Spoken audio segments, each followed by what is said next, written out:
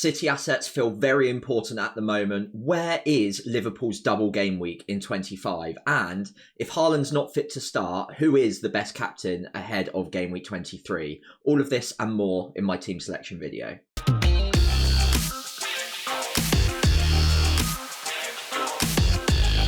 Hey everyone, Sam here, otherwise known as FPL Pricey, and today we're going to take a look at how I'm setting up ahead of Game Week 23 and run through some of the key topics to help you get set up ahead of the deadline. I'll start off, as always, with my 22 performance, so the previous game week. 46 points was a big red arrow, and honestly, it was pretty disappointing from start to finish. On Tuesday night, it probably didn't get off to the worst of starts. Leno getting my first clean sheet since game week 8 for a goalkeeper, which is kind of mad when you think about it, but I was pleased enough with that. Obviously, Saka returning with 10 points as well as my vice captain. I was quite tempted to put the armband on him, so a little bit gutted I didn't follow through on that. But still, 10 points nevertheless, not bad at all. And Watkins getting the goal against Newcastle. It was a consolation goal. He was very close to getting a second as well, which would have been very helpful, especially in a week like this. But it all went downhill on Wednesday when Man City played, Liverpool as well. Jota did score. Obviously, KDB returned. Alvarez got the brace. I had none of them. And Richarlison as well for Spurs. Absolutely none of them in my team. The only player I had on Wednesday night that did anything was Foden, and all he did was register an assist as my captain. So 6 points from him, doubled to 12, was the only return I saw after Tuesday. Overall, I was 46 all out by Wednesday night, and going into Thursday, it didn't look good at all. It was confirmed that I got a pretty big red arrow, pretty gutting, and I was pretty disappointed about it. But we move on. We try to forget about the fact that Darwin missed a penalty and about 100 key chances and hit the woodwork a record four times. But for now, let's take a look at how I'm starting to set up ahead of Game Week 23 and trying to bounce back after what is a pretty annoying game week. So let's start off in defence. And one of the key discussion points this week is obviously going to be around Trent Alexander-Arnold. Minutes off the bench again against Chelsea, but you'd like to think that he's building towards that start. Now, Arsenal away is not an easy fixture at all, but I think that probably favours the fact that he's probably quite likely to come back in because Klopp will trust him. Conor Bradley has been absolutely fantastic deputising for him, but I still think that he's not really a massive concern to Trent's minutes overall. What I would worry about is when the fixture period becomes a bit congested, that because we know that there's a good backup at right back now, Trent might have his minutes managed just ever so slightly in the future. For now, though, I'm pretty happy still having Trent, especially with that Burnley fixture in Game Week 24, and just hoping that he doesn't get rotated out again anytime soon. Moving on from that, I do have 12 million in the bank and 2 free transfers, which is probably the only silver lining I've got after Game Week 22's horror show. Now, I don't think there's really much I want to do with my back line at the moment. I did have it penciled in to bring in a Man City asset in either 23 or 24, but considering what we now know about the rotation and the fact that Walker previous to now hasn't been a rotation risk whatsoever, but all of a sudden did get that rest, I guess, in Game Week 22 for whatever reason. It's now probably quite risky to bring him in, especially against Brentford away from home in Game Week 23. I might as well wait a week on that, wait to see if it's still a good idea to bring him in. And to be honest, there are other Man City assets I like the look of now as well. So maybe Walker isn't as much of a priority as he was a few days ago. Now, beyond that, in my starting 11 at the moment, I've got Leno in goal. So Burnley away from home. I think Burnley, for what it's worth, probably do score. They are pretty good going forward, or at least better than they are defensively. So I think Leno keeping a clean sheet is probably quite difficult to do away at Turf Moor. However, he is good for save points, and who knows, he could spring a surprise. So I'm happy enough starting him. Porro and Estupiñán round off my back three with Trent Alexander-Arnold, of course. Now, Porro away at Everton, I think that's absolutely fine. I don't think I need to really be thinking about getting rid of him just yet, but it is worth noting in Game Week 26, Spurs will blank. So I do have one eye on that because there might be a reason to get rid of him if I've got slightly too much exposure on other blanking teams. But for the time being, more than happy to keep him. He did still take 4 corners in game week 22. I know that a lot of managers were worried about Maddison coming back in and taking all the set pieces away from him, but Porro did still take a few corners, so I don't think that he's going to lose all set pieces straight away. Estupiñán coming off at half-time when I think Brighton were 2-0 down, possibly 3-0 down against Luton. Obviously, an absolutely abject performance from Brighton. I do expect them to bounce back, especially against Crystal Palace, who are quite big rivals of theirs. Estupiñán probably does start due to the fact that they don't really have a lot of other options, but I do have one eye on that situation, and it wouldn't be the first time that he's been taken off early this season either. So I do have a slight issue with that, but Brighton's fixtures are good. Estupiñán's attacking threat is fantastic, so I'm hoping that it doesn't become an issue because I really can't afford to be making extra transfers in my plan over the next few weeks. On the bench, I've parked Saliba and Taylor. Taylor's still an injury doubt. I don't think we know what's going on there, and I am slightly concerned that come game week 26, where I'm likely to be leaning on him to start, he might not even be fit by then. Now, hopefully before then we get some sort of heads up from Vincent Kompany as to what is going on there. But for the time being, I'm happy enough just leaving him third on my bench, just parked there, hopefully for a rainy day. Saliba at home to Liverpool. I think if you've got an Arsenal asset that you can bench in defence, I probably would. Now, I would be more likely to start Gabriel because of the slightly higher attacking upside from corners, but Saliba has lower attacking upside and obviously a pretty low chance of a clean sheet at home to Liverpool. Weirder things have happened, by the way, so I don't think it's an absolute nightmare if you have to start an Arsenal defender. I think you just ride it and hope that somehow they keep the clean sheet or an attacking return comes. But because I've got 3 other pretty decent starting defenders, I'm happy enough to leave him on my bench for now. Now, moving into midfield, and this is where maybe one of my free transfers could or maybe even should be spent in game week 23. To start off with, though, on paper, I don't really mind the look of this 4 in midfield as it stands. Straight up, I've benched Garnacho for the time being. I am probably going to be switching to a 3-4-3, so more on that in just a moment's time. However, these 4 starting midfielders I'm pretty happy with. Now, Foden against Brentford away from home, it's not a terrible fixture, but I am maybe 5% worried that Foden gets a rest at some point in the next period. Now, they've got a lot of depth on their bench now, Man City. They've got a lot of players coming back in. Foden is one of their key men this season, so it is unlikely he gets rested. But because they've got so much depth, there is a chance that maybe, considering he played good minutes in game week 22 against Burnley, he might be the one that drops out just for a little bit of a rest, not for any tactical reasons necessarily, or the fact that he hasn't been playing well, because of course he has.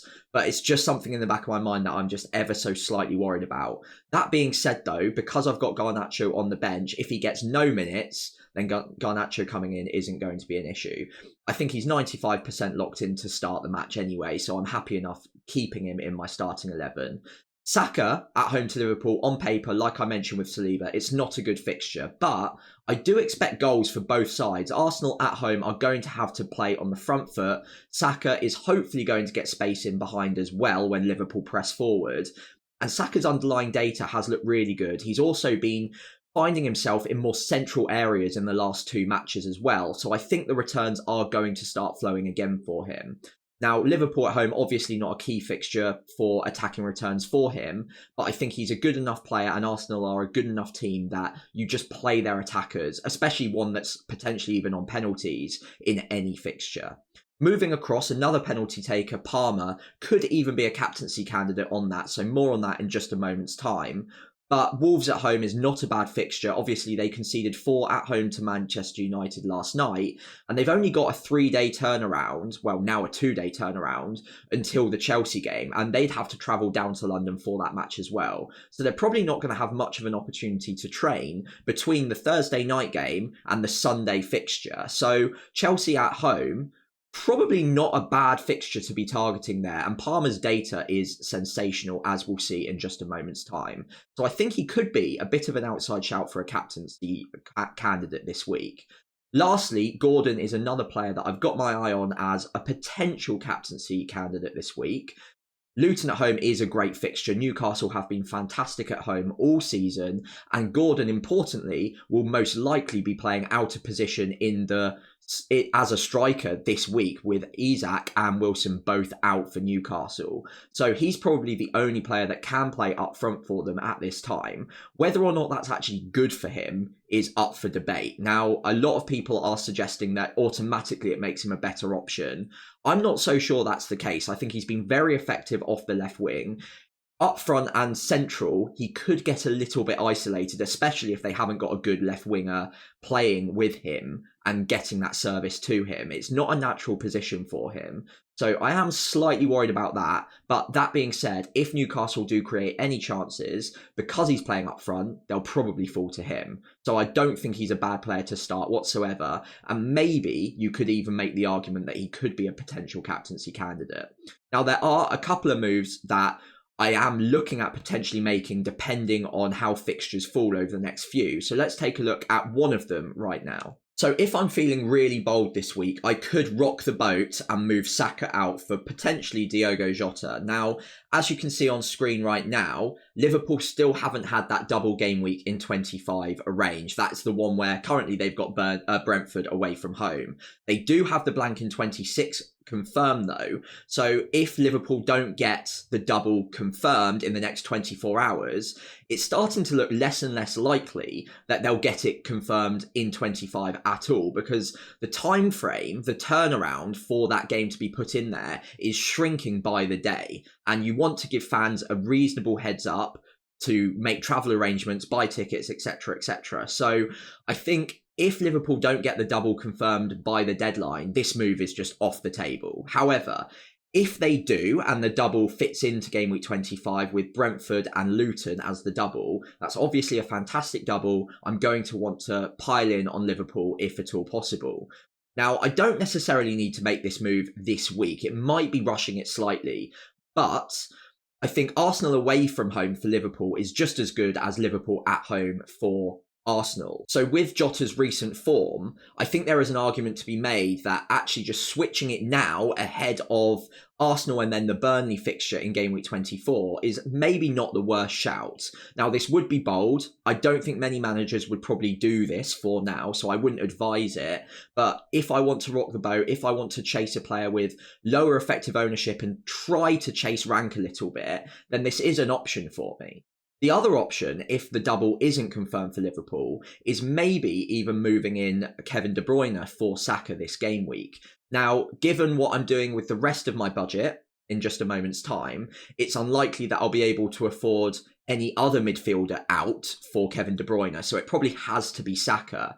And given the fact City have got the double confirmed, they don't blank in game week 26, and between now and game week 25, they've got good fixtures, it's probably not a bad shout to just make that move this week and just get it out of the way, get it done, and chase the upside on City attackers. So let me know in the comments below what you'd prefer out of those two moves, or if you'd prefer to just hold on to Saka for the next couple of fixtures. So before we move into my forward line, I think this is a really good time to take a look at the captaincy matrix for game week 23. And first and foremost, the most important thing is, if we hear any news about Erling Haaland starting the game, I think he is just the out-and-out favourite captain for this week for me. His XGI per 90 is fantastic. It's by far the best out of all of my favourite candidates this week. And he's pretty much top of the points and the returns anyway, even though he's been out for a good 6 or 7 game weeks. Now, I don't think we'll get confirmed news that he is definitely going to start, but I think if you follow the logic path that he's been building up minutes, he's obviously been training and contact training for quite a while now, 20 minutes against Burnley, and Pep did say in the press conference after the match that he could have played more minutes if the situation in the game was a bit different. So he could have come on a little bit earlier even. So I think it's fair to say that he is quite likely to start against Brentford, although I couldn't say for sure that that is definitely going to happen as it stands. Moving on from that, if you're not convinced that he starts, or we get some sort of heads up that he is a risk for Brentford, then there are a number of other candidates I like the look of, but I think it's going to be a really split crowd this week. Now, Kevin De Bruyne, I think, is probably in line to start against Brentford. His minutes will be managed for the foreseeable still, but because he was taken off early in the Burnley game, I think he's probably in line to start after a 5-day turnaround, because obviously Man City play on the Monday night after playing on the Wednesday. That's not bad at all. So I think Kevin De Bruyne should be in line to start again. Underlying data, great. Obviously a very limited sample size, but it's a decent fixture and he's an elite player. So if you've got him and you're not convinced on Haaland, then he's a pretty decent option. Beyond that, especially because I don't have De Bruyne in my side at the moment, I personally really like the look of Cole Palmer this week. Now, obviously, blanked against Liverpool, so a lot of managers will be put off, but he has been extremely explosive so far this season. The underlying XGI per 90 is fantastic, and he's on penalties for Chelsea as well. Wolves at home, like I mentioned earlier, just conceded 4 last night to Man United at home. They've got a 2-day turnaround, and then they've got to play in London on the Sunday. Now, that probably means they're not going to have much time for training or revamping tactics, anything like that. So they're going to go in fairly cold against Chelsea. Now, that's not to say that they can't pull off something, because teams do that all the time and they're absolutely fine. But I think it's just one additional factor that probably, in my mind, puts Palmer ever so slightly ahead of the other options below him in this matrix. Now, if you're not convinced on that, I do like the Luton home fixture for Newcastle. I think Gordon and Trippier are good outside differential captaincy shouts this week, especially Trippier, I think, because there's a good chance of not only attacking returns, but also clean sheet potential. And we all know that if Trippier gets any sort of return, whether it's a clean sheet or an assist, he's very likely to also get bonus points as well. So he's not a bad shout whatsoever. I've already talked about Gordon in the previous section, so I don't really need to go over that again, I don't think. But out of position, the data's not fantastic, especially compared to some of the other options in this matrix. But he's still playing very well, and I can see an argument for it if you've not got any of the other players on this matrix. The final one I wanted to very quickly mention is Ollie Watkins. Now, he has been frustrating for a lot of managers recently, but Sheffield United away from home is going to be a pretty nice fixture for Villa to bounce back on. His data's great. He's got the most returns and the most points out of anyone on this matrix. So I don't think he's a bad shout. If you've got to put the armband on him, I can see him getting a return or two against Sheffield United. Now, I think all of these are good options, but please do let me know in the comments below which one you prefer, or if there's another captaincy candidate that I'm not considering that takes your fancy this game week. So is it finally time to make use of this graphic and bring in Erling Haaland? I've been talking about it for weeks, and he's just continuously been a doubt, and continuously Pep has postponed him coming back into the starting 11. However, after minutes off the bench against Burnley, I think it is getting increasingly likely that Haaland's going to be a significant factor for us, and we're going to have to find a way to bring him back pretty soon. Now, you could probably wait another week if you're not convinced he starts against Brentford, but in my team, because of the structure I have, I think it's a low-hanging fruit for me, and I can jump on him slightly ahead of the curve. Now, for what it's worth, I think he does start against Brentford, but it is definitely up for debate, and it is a risk. So for me, the two transfers I could make are either Archer, which would be very easy because I've got 12 million in the bank. Archer's not even starting games for Sheffield United at the moment anyway. So that is a very easy transfer. And as I mentioned, it would move me across to a 3-4-3 with Garnacho being a regular 8th attacker. Now, I don't mind that at all. What it does mean is that I've got less budget for other moves, and it makes things a little bit tight for future moves as well. However, I think that it is still worth it. The other option is moving out Darwin. Now, that is obviously only going to be if Liverpool don't get the double in game week 25. So moving him out this week would be a risk, even with Arsenal away in game week 23. I think it would be a risk because there's still always the chance that they get that double confirmed in 25. If they don't, though, moving out Darwin might not be the worst idea. Obviously, he's been very frustrating recently. And of the next 3 fixtures, Burnley at home is obviously a very good fixture, but it's the only one that I'd really be that bothered about missing out on him for. Whereas, in the meantime, Haaland would have Brentford, who Liverpool also have away from home, Everton at home, and a double. So he's getting 4 fixtures versus 3, and I'd say inarguably they're a better set of fixtures anyway. It also would mean that I've got more money in the bank for other moves, and I could potentially even bring in someone like Kevin De Bruyne or one of my mid-price midfielders rather than someone like Saka. So I don't mind that at all. It is an option for me if Liverpool don't look like doubling in game week 25. But we're still expecting an announcement pretty soon. So for the moment, I think that's a move that I've just got in the back of my head as an alternative. I very strongly prefer selling Archer for Haaland at the moment. So with that move loaded in, it's a 3-4-3 with Garnacho first on the bench. It does mean that I've used a lot of my money in the bank, but I've still got 2.4 million left to spend on other moves, even this game week if I wanted to, because of course I've got the 2 free transfers. Now, I could use that money to upgrade one of my midfielders, as I've already mentioned, but as it stands, I think the sensible play is probably just to roll the second free transfer into game week 24, where we'll probably have a lot more information to play with. We'll know whether or not Liverpool double by then. We'll know what's going on probably with the Aston Villa-Chelsea replay as well. So we'll have a lot more information that I can use that free transfer on. Whereas right now, I think if I bring in Erling Haaland and I'm convinced he starts, I've gained a captaincy candidate, I've gained some extra depth on my bench, and overall, I'm pretty happy with how my team's set up for game week 23. Now, of course, it's not perfect and there are players I'm missing out on, namely the likes of Solanke, Richarlison, Jota, and Kevin De Bruyne as well, by the way, all of which are players I'd love to be able to jump on this week. But looking at my side for game week 23, I don't think there's a lot of players that I'd be happy getting rid of for those players this week in particular. They will be on my radar though, and I am jealous of anyone who's got them in their side. So I'm sure if you've got them, you're pretty happy and pretty well set up for game week 23 as well. In the meantime though, do please let me know how you're set up for game week 23. And if you've got any questions ahead of the deadline, leave them in the comments below and I'll be happy to answer. For now though, please do remember to leave a like and subscribe if you've enjoyed today's video so you don't miss out on any future content.